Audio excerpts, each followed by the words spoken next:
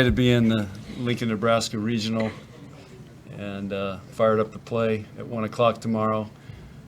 There's only one thing I have to say today is I'm surprised the governor hasn't canceled everything tomorrow so everybody can watch this match.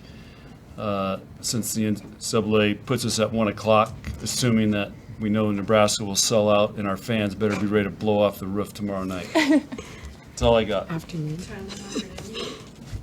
Huh? Tomorrow afternoon. Tomorrow afternoon, yeah. At 1 o'clock, we can blow the roof off this place. I don't want any excuses they haven't had time to fire up. The students will be out there probably at 6 in the morning waiting. Were you surprised to see that? It's the second year in a row you get one of the earlier time slots on this Thursday match. What was your reaction when you saw that? No comment.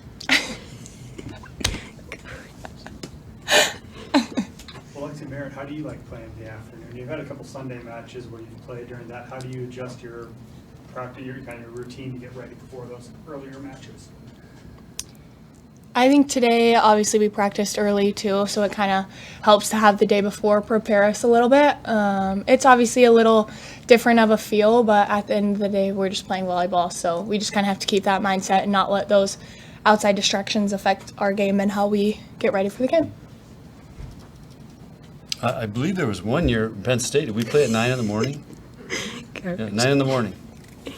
So I don't know. You got to figure that out. You guys do some investigative reporting and figure out why Nebraska's always going early. Do you think that means the NCAA takes advantage that Nebraska will draw a huge audience whenever? No comment. No comment.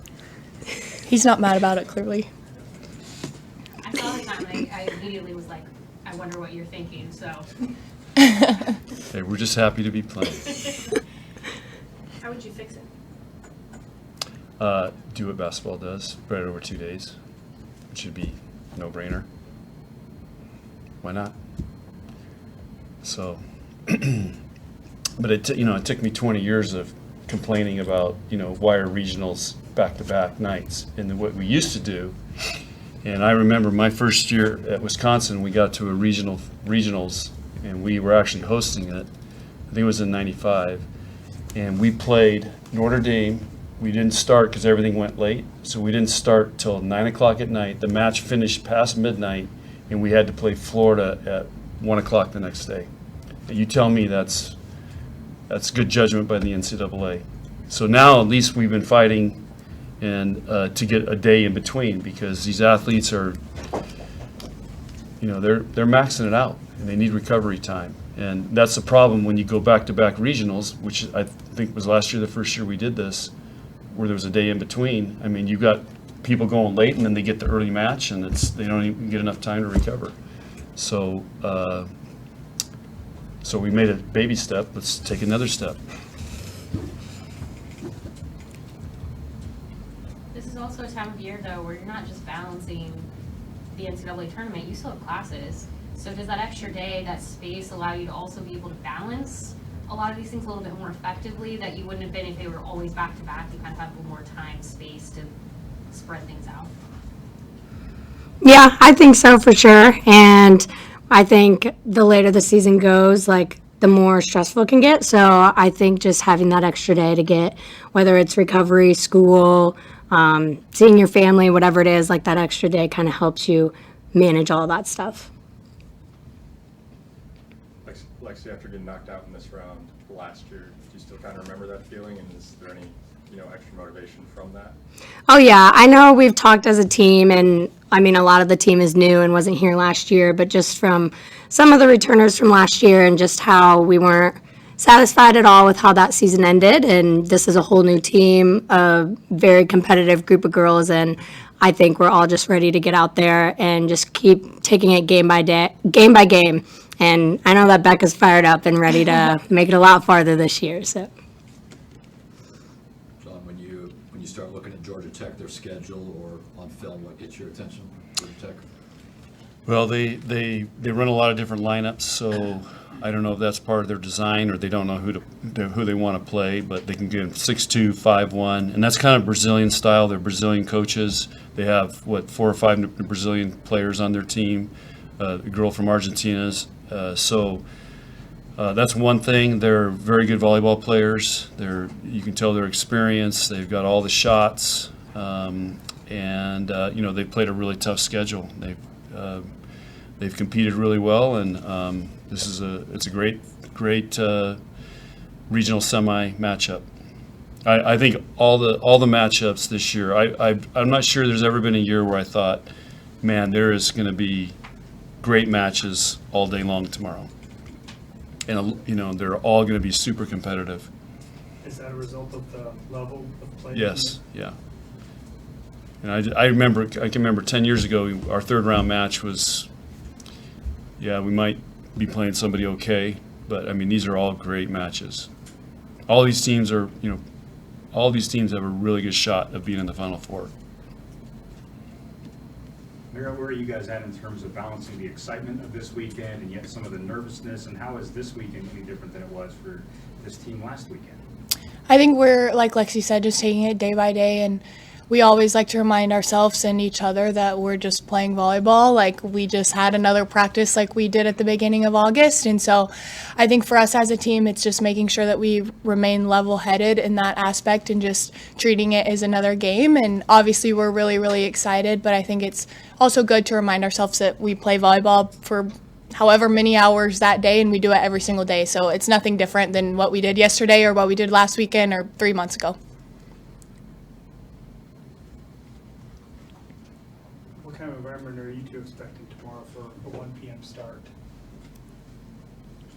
I've played a lot of matches here, and I feel like no matter what time of day it is, what time of the year it is, it's always packed, it's always loud, and they're always just ready to cheer us on and support us. So, I know Husker Nation will show up, and they'll bring it. So I'm excited to see that.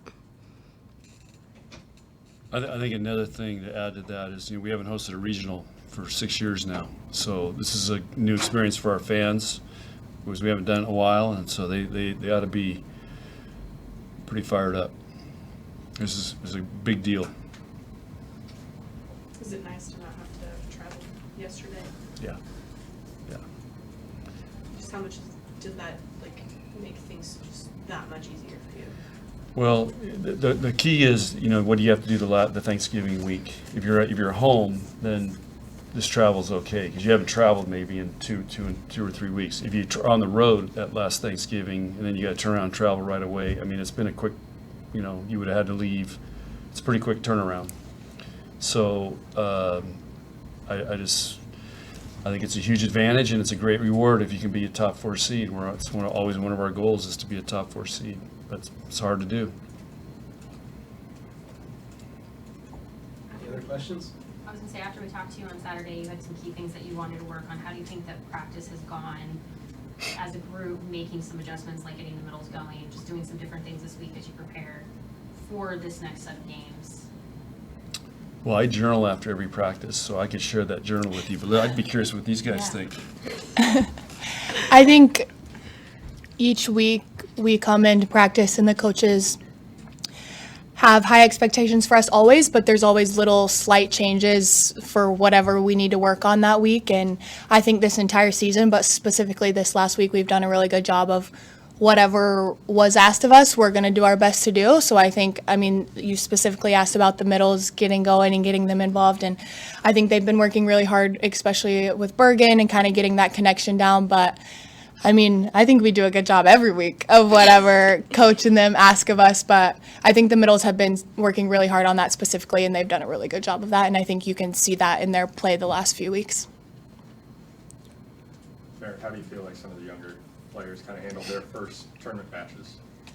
Yeah, I think they're doing a great job. It's really hard, and it's hard to manage it all during finals and things like that, but I think they're carrying themselves so gracefully, and they're doing a great job, and I know that I'm super proud of them, but I think they also, what makes them so special is they do a really good job of just remembering that they play volleyball all the time and just treating it like another match, and I think they do a great job of that, and that's why they're able to handle it so well, but I think they've done a really good job. John, you've said all year long just about the gym, your practices are always at such a high level. Have you seen it gradually grow throughout the year, or are you guys kind of at the same place, humming right along? How do you evaluate I guess, the growth of this team and where you guys are at right now with 2 weeks left in the season? Yeah, we're a much better team than we were 3 months ago. We're a much better team than we were a month ago. Our level has gone up in pretty much every skill. This team loves to train. I never have a problem motivating them in practice. Never. This whole year. They love to train and they love to get in there. And then what we try to do as we go in late in the season is we keep up in the ante. We got to make it a little harder. They got to get one more in a row to get out of that drill and just try to keep raising the level. And these guys, they love it. Merritt, is there any difference when you're playing against a team that runs a 6-2? I mean, are you doing anything different attacking wise? You see any different looks up at the net?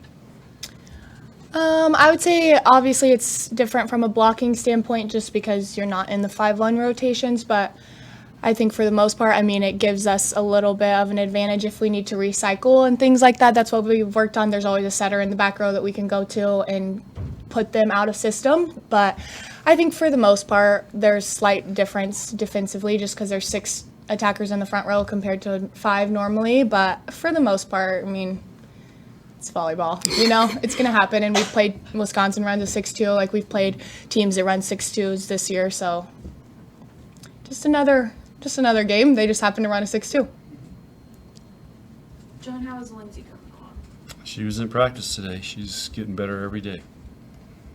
Is she closer to playing? I'll tell her you asked. She's getting close, but she's got to turn it loose in practice for a whole practice yet. We're not there. We've gone through most of practice. Like she did everything today, so, but still ways away. Lexi, why do you think coach hasn't had to motivate this team during practice, to be ready for practice and have good practices? I think everyone just has such a passion for getting better, and I think everyone's really bought into this team and the goals that we set at the beginning of the year, and we knew that it was going to be a long season and that we were going to have to get after it every day, but every single person, all 14 of us and the entire coaching staff was bought into getting a little bit better each and every day. And I mean, it's a huge props to all the coaches because it's hard to ask so much of a team at the end of the season, but they're constantly asking us to just get a little bit better at what we're doing. And I think that says a lot about our staff and just this team and where we want to go. Lexi, with each passing match, does the weight of being the #1 overall seed grow larger, or did you guys just kind of learn how to deal with that pressure during the season, being towards the top of the league and the top of the country? I feel like we've been learning all year long and just trying to keep those outside factors outside and just worrying about our side of the net. And that's been something we've prioritized, is just focusing on how we can play our type of volleyball and not worry about what seed we are, who we're playing, any of that, because at the end of the day, it just comes down to how we play. One more? I know Merritt gave you a lot of credit, Lexi, last week when she was without the voice for setting up this. How long are you Oh, that God. she had this? Oh, yeah, I'm very happy. I'm not the most vocal all the time, so I mean, I really had to step outside my comfort zone, but I mean, I love just having her on the court, whether she has a voice or not. All right, thank you. Okay, guys. Thank you, Thanks for guys. coming on.